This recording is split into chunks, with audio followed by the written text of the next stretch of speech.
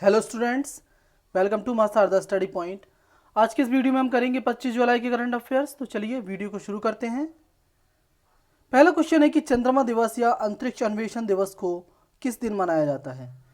देखो, या तो चंद्रमा दिवस कह लो आप या अंतरिक्ष अन्वेषण दिवस। अन्वेषण भी होता है एक्सप्लोरेशन, ठीक है। तो ये मनाया जाता है हर साल 20 जुलाई को।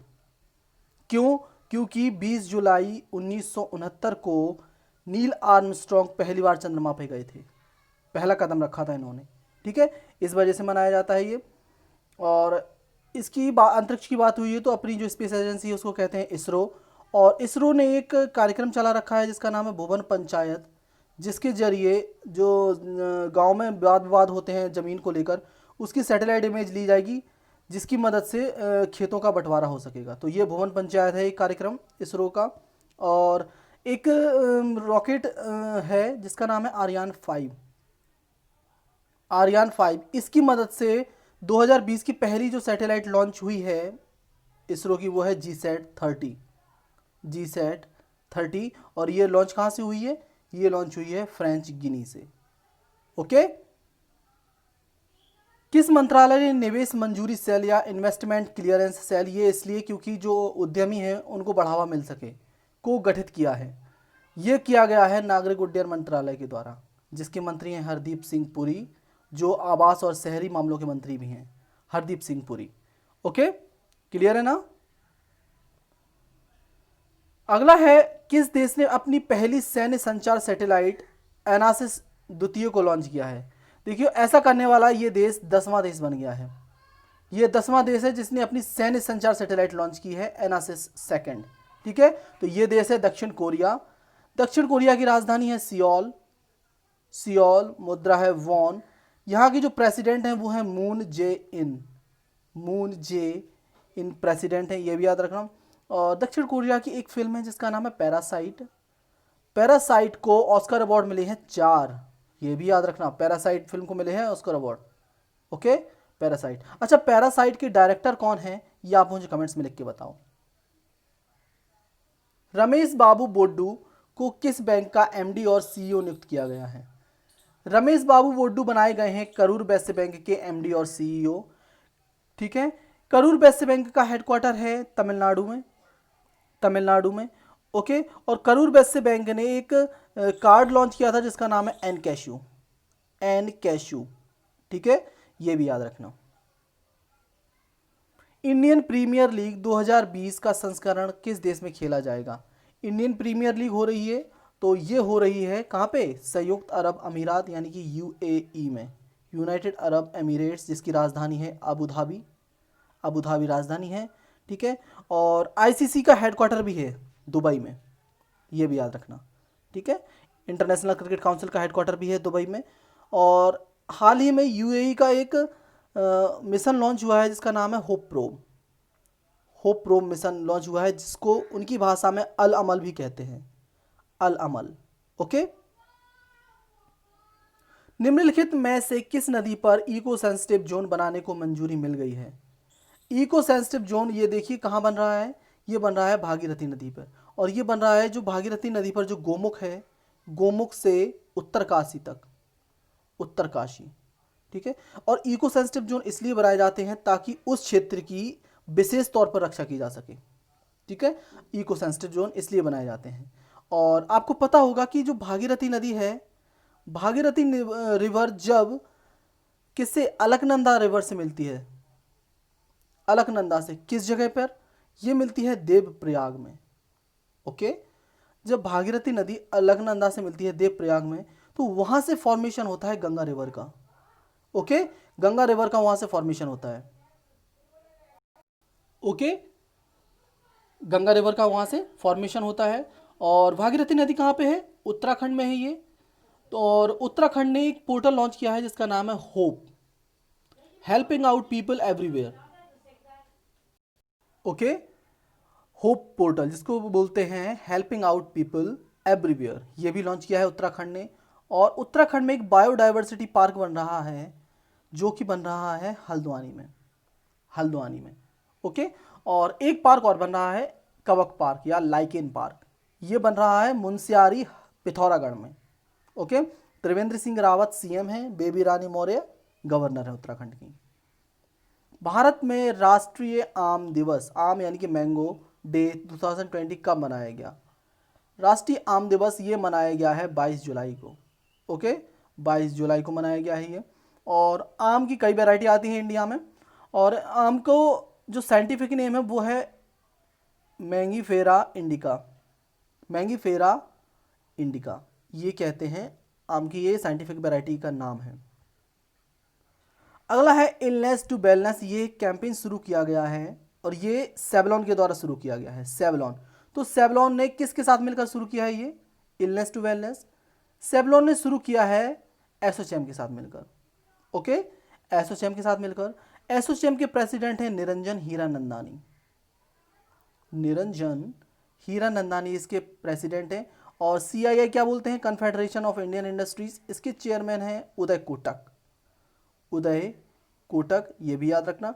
अच्छा, नेस्कॉम के कौन है ये आप मुझे कमेंट्स में लिख के बताओ। तियानवेन 1 किस देश का मंगल ग्रह के लिए एक मिशन है जिसको सफलतापूर्वक लॉन्च किया गया है? तियानवेन 1 ये है चीन का। चीन का, ठीक है। और चीन की एक नेविगेशन सैटेलाइट है जिसे बोलते हैं बीडू, BEIDOU, ये नेविगेशन सैटेलाइट है। और भारत की पूछे तो भारत की है नाविक। नाविक नेविगेशन सैटेलाइट, ये भी याद रखना, ठीक है। और जिस रॉकेट से इसको लॉन्च किया गया है तियानवेन 1 को, वो है लॉन्ग मार्च। लॉन्ग मार्च, ये भी याद रखना, ठीक है। और चाइना में 2022 के क्या होंगे? Asian games. एशियन गेम्स, एशियाई खेल होंगे कहाँ पे? हंगझो में। हंगझो में, हंगझो में, ठीक है, ये भी याद रखना। और चाइना में हेडक्वार्टर है संघाई कोऑपरेशन ऑर्गेनाइजेशन का, एशियन इंफ्रास्ट्रक्चर इन्वेस्टमेंट बैंक का और ब्रिक्स बैंक का, जिसे न्यू डेवलपमेंट बैंक भी बोलते हैं, ये भी याद रखना। हाल ही में नेशनल ब्रॉडकास्टिंग डे कब मनाया गया? नेशनल ब्रॉडकास्टिंग डे ये मनाया गया है 23 जुलाई को। और ये इस दिन क्यों मनाया जाता है? क्योंकि 23 जुलाई 1927 को बॉम्बे से पहला रेडियो प्रसारण हुआ था, ठीक है, ऑल इंडिया रेडियो से, ठीक है, ये भी याद रखना 1927 को। क्लियर है ना? हम बढ़ते हैं अगले क्वेश्चन की तरफ। राष्ट्रीय खनिज विकास निगम का एमडी और सीईओ किसे बनाया गया है? राष्ट्रीय खनिज विकास निगम, तो इसके जो मैनेजिंग डायरेक्टर और चीफ एग्जीक्यूटिव ऑफिसर बने हैं उनका नाम है सुमित देव। सुमित देव, ओके। वन स्टॉप शॉप योजना ये किस राज्य के मंत्रिमंडल ने निवेश में तेजी लाने के लिए, जो इस राज्य में निवेश होगा उसमें तेजी लाने के लिए लॉन्च की है? ये लॉन्च की गई है राजस्थान गवर्नमेंट के द्वारा, ठीक है। और राजस्थान में एक ऑपरेशन चल रहा है जिसका नाम है operation desert chase. Desert chase, ये भी याद रखना।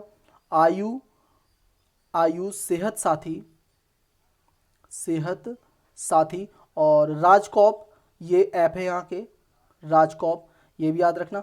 और सीएम है राजस्थान के अशोक गहलोत, गवर्नर है करलाज मिश्र। और यहाँ पर एक योजना, एक रसोई चल रही है जिसका नाम है इंदिरा रसोई, ठीक है, इंदिरा रसोई योजना भी चल रही है यहाँ पे। और एक योजना और याद रखना, प्योर फॉर श्योर।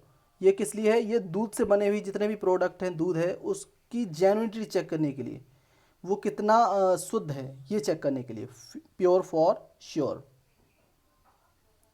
हाल ही में ITUC के द्वारा जारी एक ग्लोबल राइट इंडेक्स है, इसमें भारत को किस स्केल में रखा गया है? ITUC ने ग्लोबल राइट इंडेक्स जारी किया है 2020, इसमें भारत को कौन सा स्केल मिला है? भारत को मिला है स्केल 5। ITUC क्या है? ITUC को बोलते हैं international trade union confederation. Scale 5 मतलब सबसे बेकार, मतलब कि जो भारत में जो और ये होता क्या है, जो वर्कर होते हैं उनका ये इंडेक्स होता है कि किस देश में कौन सा वर्कर कितना सुरक्षित है। तो इसमें जो नो गारंटी राइट्स हैं वर्कर से के, नो गारंटी राइट्स, ये भी याद रखना, no guarantee of rights. India में वर्कर्स की कोई भी गारंटी नहीं, मतलब अधिकारों का कोई भी गारंटी नहीं है यहाँ पे, जो यहाँ के वर्कर हैं उनकी। तो इसलिए इसको स्केल 5 में रखा गया है। स्केल 1 में कई देश हैं, जैसे कि डेनमार्क है, इटली है, नॉर्वे है, और भी कई देश हैं ठीक है, लेकिन भारत को स्केल 5 में रखा गया है जो सबसे बेकार है, ये भी याद रखना। ओके, हाल ही में किसे गुलवेकियन मानवता पुरस्कार से सम्मानित किया गया है? ये गुलवेकियन मानवता अवार्ड ये पहली बार दिया गया है, पहली बात तो ये याद रखना आप लोग, ठीक है, पहली बार दिया गया है और ये दिया गया है ग्रेटा थनबर्ग को। ग्रेटा थनबर्ग को times person of the year भी दिया गया था 2019 में, टाइम्स के द्वारा पर्सन ऑफ द ईयर 2019 में, ये भी याद रखना। ओके, और ये हैं एनवायरमेंटल एक्टिविस्ट ग्रेटा थनबर्ग, ठीक है। तो ये गुलवेकियन मानवता पुरस्कार दिया गया है इनको, ग्रेटा थनबर्ग को। ग्रेटा थनबर्ग है स्वीडन की, उस स्वीडन में हेडक्वार्टर है सिप्री का, स्टॉकहोम इंस्टीट्यूट सिप्री का, ठीक है, सिप्री का, ये याद रखना। क्लियर है ना, ठीक है। और सिप्री को बोलते हैं Stockholm international peace research institute, ये भी याद रखना। अब आते हैं हम आज के क्विज पे। तो पहला क्वेश्चन है कि सीबीएसई के अध्यक्ष बनाए गए थे हाल ही में, कौन थे वो, ये आपको मुझे बताना है। सीबीएसई के अध्यक्ष। कर्मवीर पुरस्कार की शुरुआत की है, ये किस राज्य ने शुरू की है? कर्मवीर पुरस्कार ये पुलिस वालों को दिए जाएंगे जिन्होंने कोरोना वायरस के दौरान बहुत अच्छा काम किया है, कर्मवीर पुरस्कार।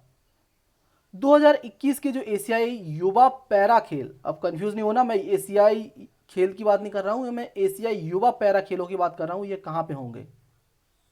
कोविलपट्टी कडलई ये मिठाई है, इसको जीआई टैग मिला था, ये किस राज्य की मिठाई है? कोविलपट्टी कडलई। अंतरराष्ट्रीय स्पेस स्टेशन में जाने वाले पहले अरब व्यक्ति कौन बने थे? अंतरराष्ट्रीय स्पेस स्टेशन में जाने वाले।